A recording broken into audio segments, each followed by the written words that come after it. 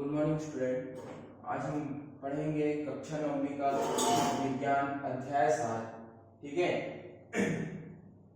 कक्षा 9वीं विज्ञान अध्याय 7 में हम बहुकोशिकीय संरचना ऊतक इसके बारे में जाने। तो ऊतक क्या होता है, उसके बाद ऊतक के दो प्रकार से पढ़े, जंतु ऊतक और पादप ऊतक। तो पादप ऊतक पादप जो ऊतक था उसको हम कंप्लीट कर लिए। अब जंतु ऊतक के बारे में पहुंचते हैं। तो जंतु ऊतक में क्या बोलेंगे, जंतु ऊतक को आपके पुस्तक में इस प्रकार से कुछ बांटा गया है, इसका वर्गीकरण इस प्रकार से किया गया है। ठीक है, तो उसी को लेकर के हम आगे बढ़ते हैं और उस वर्गीकरण को कंप्लीट करते हैं, पढ़ते हैं। ठीक है, तो जंतु ऊतक में हम सबसे पहले पढ़ेंगे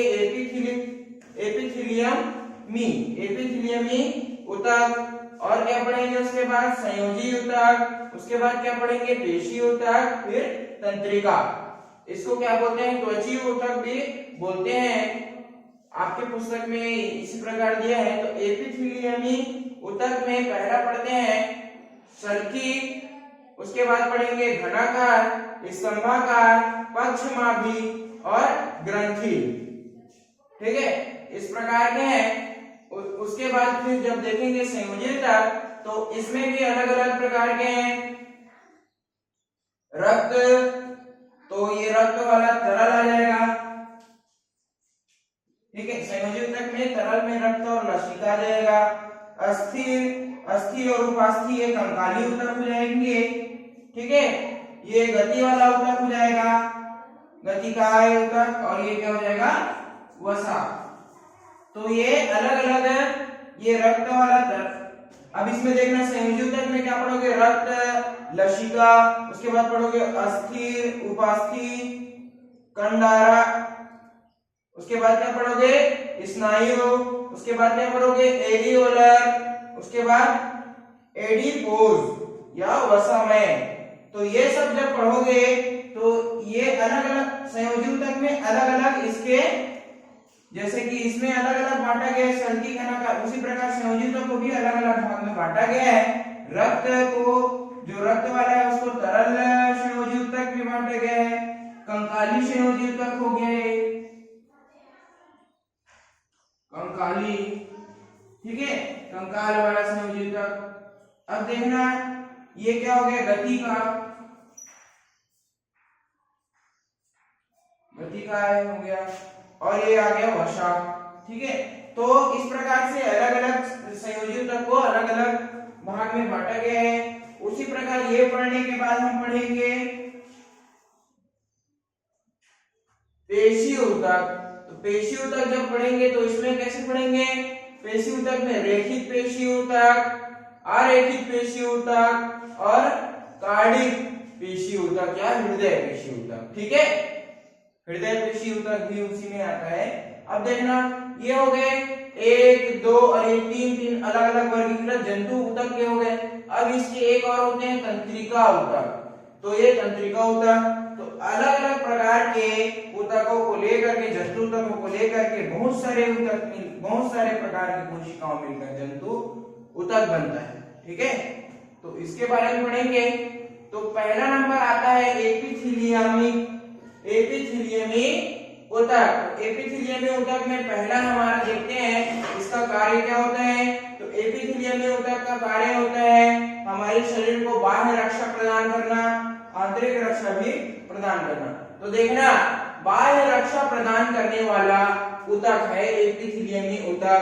ठीक है, अब हमारे शरीर जो गाल के अंदर जो ऊतक पाया जाता है, ये जो गाल के अंदर दीवार, गाल का जो दीवार होता है वो भी एपिथीलियमी ऊतक है। ठीक है, इसी का प्रकार है।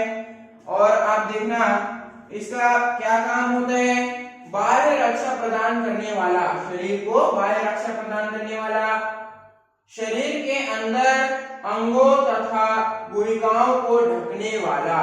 तो शरीर के अंदर के जो अंग है उनको ढकेगा, गुहिकाओं को ढक कर रखेगा। जैसे कि आप लोग कोई शरीर को अगर ऐसे खोला जाए, शरीर को ऐसे अगर खोला जाए तो गुलाबी गुलाबी लाल लाल अगर जो दिखेगा, शरीर के अंदर का जो मांस जो दिखेंगे वो परत होती है, ठीक है।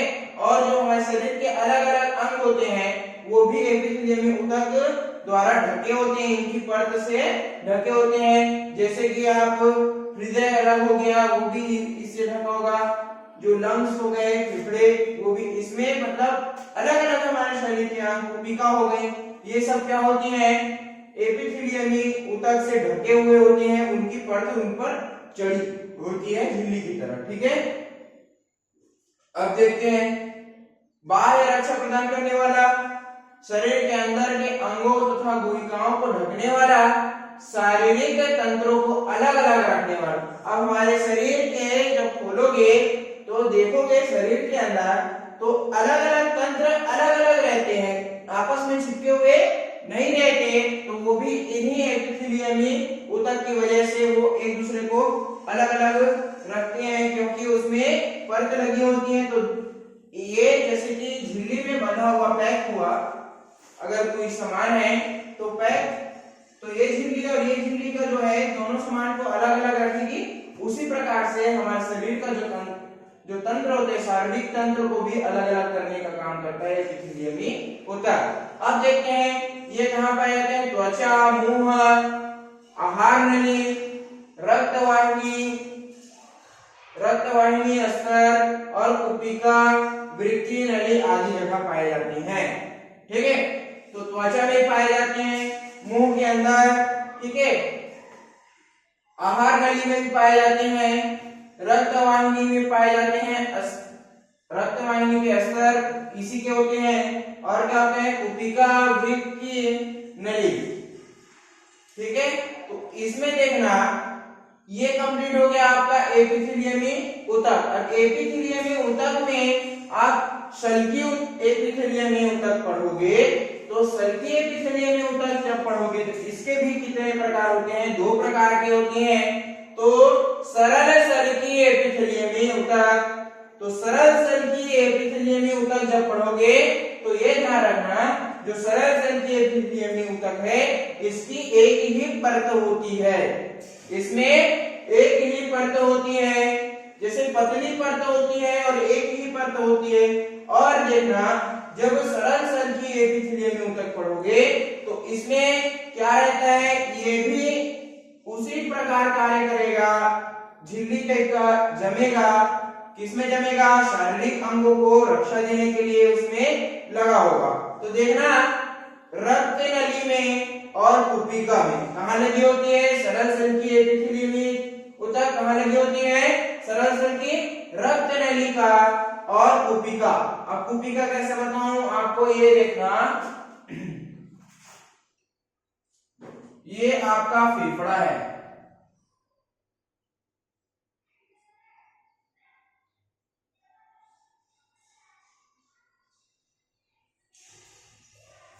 ठीक। तो ये आपके फेफड़े में इस प्रकार से ऑक्सीजन और कार्बन डाइऑक्साइड इधर आते हैं, तो ये जहां लास्ट में जब आते हैं तो यहां पर एक कुपिका रहती है। तो ये कुपिका जो होती है इनमें क्या होता है, सरल शल्कीय एपिथेलियमी ऊतक ये झिल्ली लगी होती है, इनमें परत लगी होती है, इन कुपिकाओं में सरल शल्कीय एपिथेलियमी ऊतक के क्या लगी होती है, परत लगी होती है। और देखना जब हमारे शरीर में जब हम श्वास लेते हैं तो सबसे पहले ऑक्सीजन गैस जो आता है वो इन्हीं कुपिकाओं में आता है, उनके बाद हमारे पूरे शरीर में फैलता है। उसी प्रकार जब हमारे शरीर से बाहर निकल रहा है CO2 को, तो वो भी हमारे शरीर से पहले कहाँ आता है, इन कुपिकाओं में आता है, फिर कुपिकाओं से बाहर जाती है, ठीक है। अब इसके बाद पढ़ेंगे और देखना ये जो सरल शल्कीय ऊतक होते हैं एपिथेलियमी ऊतक, वो क्या होते हैं, कोमल होते हैं, मतलब नरम होते हैं, क्योंकि एक ही परत के होते हैं तो ज्यादा कठोर भी नहीं होते, ठीक है। और ये इसकी कोशिका जो है सटी हुई होती है, ठीक है। इनके बारे में देखेंगे, इनकी कोशिकाएं जो सटी होती हैं तो चिपकी हुई होती है, इसमें भी दिया है। अब देखना यहाँ पर अगर आपको रक्त नली में सरल सेल की जो एपिथेलियमी ऊतक होती है ये रक्त नली में पाई जाती है। तो देखना ये रक्त नली में जब पाई जाती है तो इनके परत बनाती है। रक्त नली का अस्तर जब बनाती है तो देखना ये पतली परत होती है और ये वर्णात्मक पारगम्य झिल्ली की तरह कार्य करती है। किसकी तरह कार्य करती है? वर्णात्मक पारगम्य झिल्ली की तरह, जो पदार्थ को क्या करती है? वर्णात्मक पारगम्य झिल्ली द्वारा संवहन कराती है। ठीक है, तो देखना अगर हमारे रक्त से CO2 या O2 बाहर निकलना चाहेगा तो इसी परत से निकल सकता है और CO2 अंदर जाना चाहेगा तो इसी परत से जा सकता है। कैसे? कि यहाँ पर जो परत लगा है रक्त वाहिका में, जो क्या लगता है? सरल सेल की परत जो लगा है उसका अस्तर जो है वो जो वर्णात्मक पारगम्य झिल्ली की तरह कार्य करता है। ठीक है, तो इस वजह से वह संवहन होता है पदार्थों का। ये हो गया। अब इसके आगे नीचे देखते हैं सरल सेल की कंप्लीट होकर हम देखते हैं और ये कहाँ पाया जाता है? आहार नली और मुंह का स्तर। ये सरल सेल की मुंह का स्तर कहाँ किससे बना होता है? तो सरल सेल के एपिथेलियमी ऊतक से हमारे मुंह का स्तर बनता है। आहार नली भी इसी से बनती है। ये ठीक है, क्लियर हुआ। अब देखते हैं स्तरित सेल की क्या होते हैं? स्तरित सेल की भी होते हैं सरल सेल की एपिथेलियमी ऊतक की तरह होते हैं, परंतु इसके परत बहुत ज्यादा होते हैं। ये कई परतों से मिलकर बना होता है। सरल सेल की एपिथेलियमी ऊतक एक ही परत होता है, लेकिन यहाँ क्या होता है? कई परत ऊपर परत बने होते हैं और कई परतों से मिलकर ये बना होता है, जिस प्रकार इधर दर्शाया गया है। और देखना ये क्या होते हैं? त्वचा में पाए जाते हैं और ये थोड़ा कठोर होते हैं उनसे, और ये त्वचा में पाए जाते हैं, हमारे शरीर की त्वचा में पाए जाते हैं। और क्या हो गया? ये अगर आपको कट रहे छिल रहे तो ये इसके लिए भी ये सहायता प्रदान करता है। क्या? स्तरित सेल की। ठीक है, और अगर प्रश्न आ गया कि ऐसे एपिथेलियमी ऊतक बताओ जो हमारा त्वचा में रहता है, तो क्या आएगा? स्तरित सेल की एपिथेलियमी ऊतक हमारी त्वचा में पाया जाता है या हमारा त्वचा उसी से बना होता है। उसी प्रकार अगर पूछ दिया जाए कि सरल सेल की ऊतक से मतलब अगर मुंह के अंदर जो हमारा गाल होता है वो किससे बना होता है, तो आप बता देंगे सरल सेल के एपिथेलियमी ऊतक से बना होता है। ठीक है, तो ये कंप्लीट हो गया। एपिथेलियमी ऊतक में पहला क्या हो गया? सरल सेल की और स्तरित सेल की, मतलब सेल की एपिथेलियमी ऊतक आपका कंप्लीट होता है। इसके बाद पढ़ेंगे आप घनाकार एपिथेलियमी ऊतक। इसके बाद हम आ जाते हैं घनाकार एपिथेलियमी ऊतक। तो इसमें देखते हैं ये घनाकार एपिथेलियमी ऊतक कहाँ पाया जाता है? मुख्य रूप से वृक्कीय नली, लार ग्रंथि की नली के इस स्तर में। और कहाँ पाए जाते हैं? ये क्या करता है? लार ग्रंथि की नली के स्तर में पाया जाता है और ये क्या करता है? उसको यांत्रिक सहायता प्रदान करता है। ठीक है, तो देखना इसमें कहाँ पाया जाता है ये, और इनका मुख्य रूप से किस टाइप का होता है? देखना इसका जब देखोगे आप तो ये इस प्रकार के जो ऊतक होंगे ये घनाकार कोशिकाओं के बने होंगे, घनाकार कोशिकाओं के समूह होंगे। देखना घनाकार दिख रहा है। और देखना इनमें कहाँ पाए जाते हैं? वृक्कीय नली, और कहाँ पाए जाते हैं? लार ग्रंथि के नली के स्तर को क्या करता है? यांत्रिक सहायता प्रदान करता है। ठीक है, तो देखना यहाँ पर अगर आपको मैं बता रहा हूं कि वृक्कीय नली, वृक्क आपका जो होता है वृक्क, ये बहुत बड़ा, बहुत मतलब महत्वपूर्ण उत्सर्जन अंग है। ठीक है, तो यहाँ से जो वृक्क नली होती है यहाँ से उत्सर्जित होती है। तो इस नली में, ये नली में पाया जाता है, क्या पाया जाता है, घनाकार एपिथेलियमी ऊतक। कहाँ पाया जाता है, विलिकी नली में पाया जाता है। लार ग्रंथि में सहायता प्रदान करता है, यांत्रिक सहायता प्रदान करता है। और देखना ये कहाँ पाया जाता है, अवशोषण व उत्सर्जन अंगों में ज्यादातर पाया जाता है। ये कंप्लीट हुआ। अब देखते हैं स्तंभाकार, ठीक है, तो स्तंभाकार एपिथेलियमिक ऊतक, इसके बारे में जब पढ़ेंगे तो देखना इसकी कोशिका लंबी होती है। इसकी कोशिका क्या होती है, लंबी होती है। देखना लंबी है, इसकी कोशिका लंबी होती है और बहुत सारी कोशिकाओं से मिलकर यह ऊतक बनता है। देखना, और ये मुख्यतः कहाँ पाए जाते हैं, अवशोषण व स्राव क्षेत्रों में पाए जाते हैं। स्राव जहाँ होता है, अवशोषण होता है, इन क्षेत्रों में पाया जाता है। तो देखना यह कहाँ पाया जाता है, आंत का भीतरी स्तर। तो आंत का, छोटी आंत और बड़ी आंत जो होती है हमारे शरीर में, तो उस आंत का भीतरी स्तर में पाया जाता है।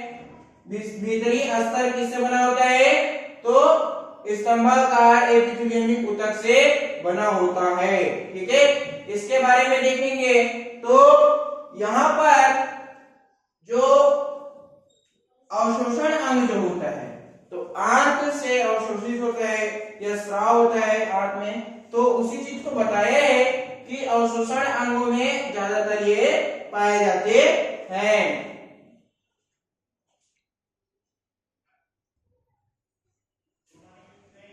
अब आ जाते हैं, आपका हो गया सल्की, घनाकार, स्तंभाकार। अब देखते हैं पक्षमाभी क्या होता है। तो वैसे स्तंभाकार एपिथेलियमी ऊतक जिनमें पक्षमाभ पाया जाता है, ठीक है, पक्षमाभ होती है, उसको क्या कहेंगे, पक्षमाभी एपिथेलियमी ऊतक कहेंगे। जैसे कि ये पक्षमाभ क्या होता है, धातुनुमा संरचना होती है जो स्तंभाकार ऊतक में ऊपर धागे की तरह लगी होती है।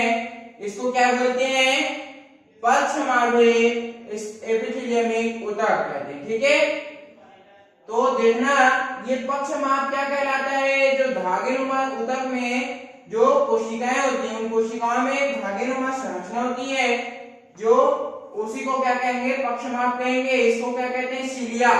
ठीक है, सिलिया भी कहते हैं। ये कहाँ पाई जाती है, श्वास की नली में पाई जाती है। कहाँ पाई जाती है, ये श्वास की नली में पाई जाती है।